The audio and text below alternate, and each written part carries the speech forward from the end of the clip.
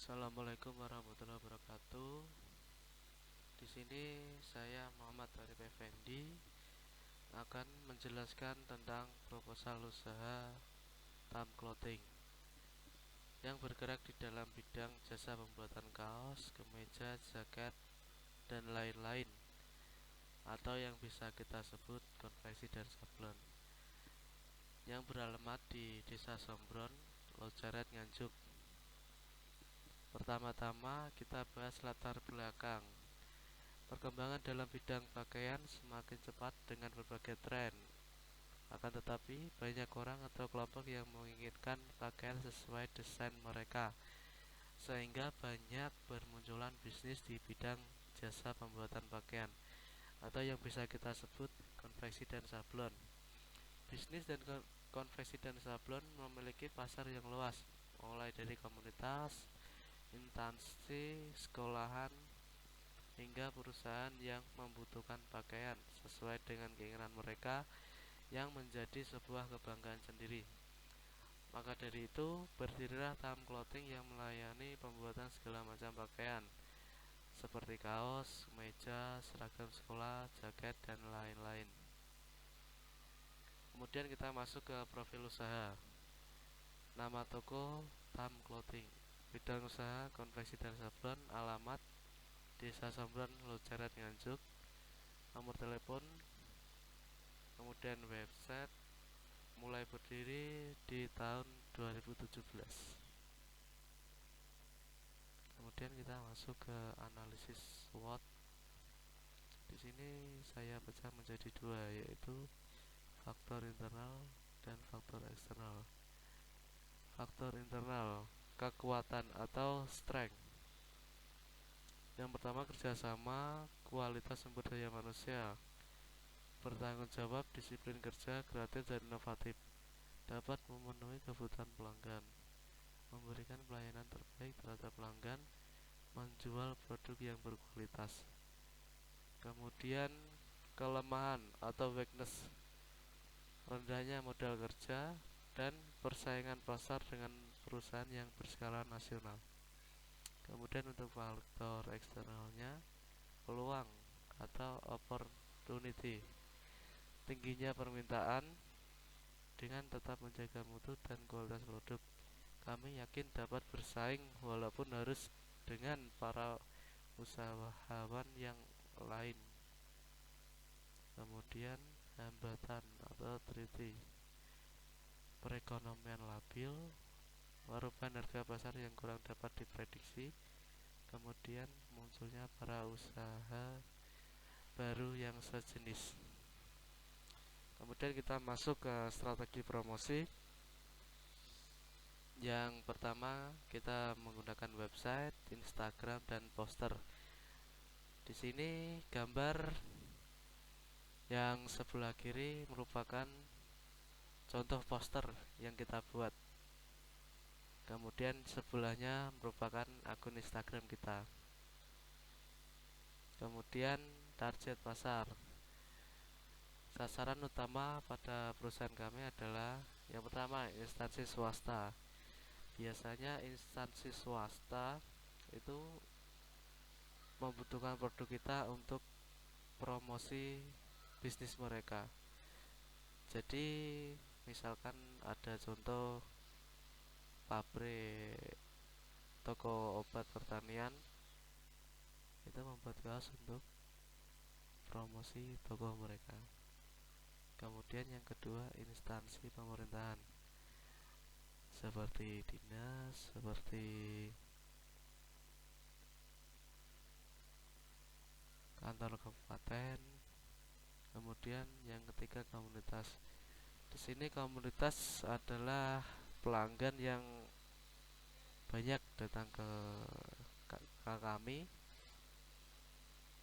Komunitas pencak silat misalnya, komunitas motor, dan berbagai komunitas yang lain. Kemudian pelajar atau mahasiswa. Kalau mahasiswa biasanya membutuhkan jasa kami untuk pembuatan PDH, PDL, ataupun jasa alma mater. Kemudian masyarakat umum. Alasan pelanggan alasan menjadi pelanggan kami. Yang pertama tentunya kualitas bahan yang terbaik di kelasnya. Jadi satu tipe bahan itu belum tentu baik semua.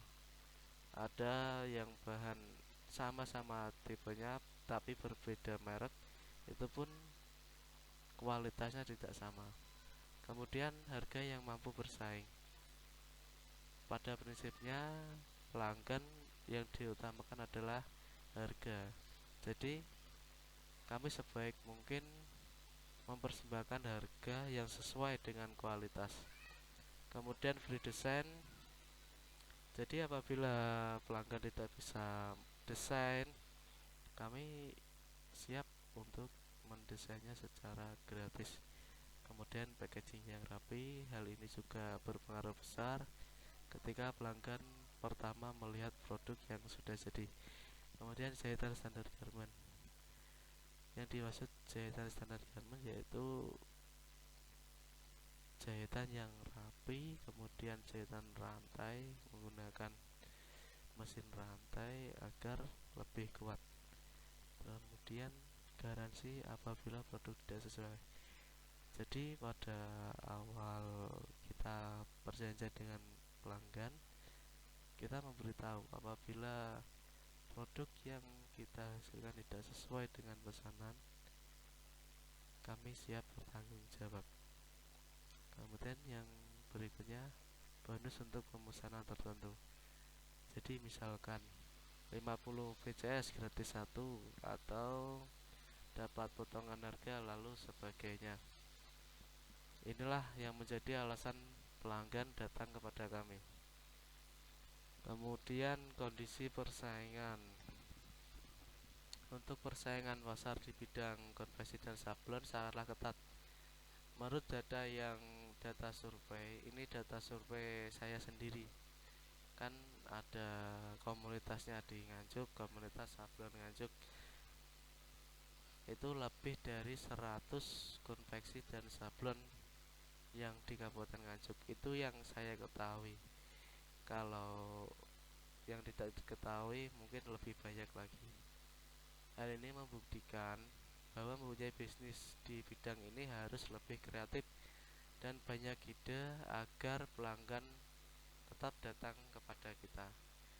Jadi tidak hanya kualitas produk dan harga yang sedikit miring, tetapi ide-ide kreatif dan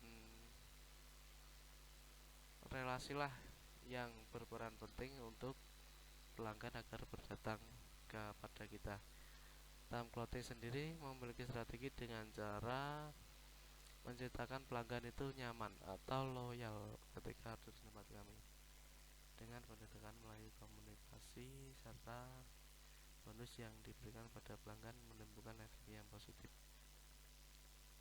Jadi pelanggan yang datang ke kita tidak melulu kita berbincang dengan masalah pesanan atau masalah produk, tapi kita lebih ke ngobrol santai. Jadi pelanggan tidak jenuh, kemudian pelanggan juga lebih enjoy dengan kita.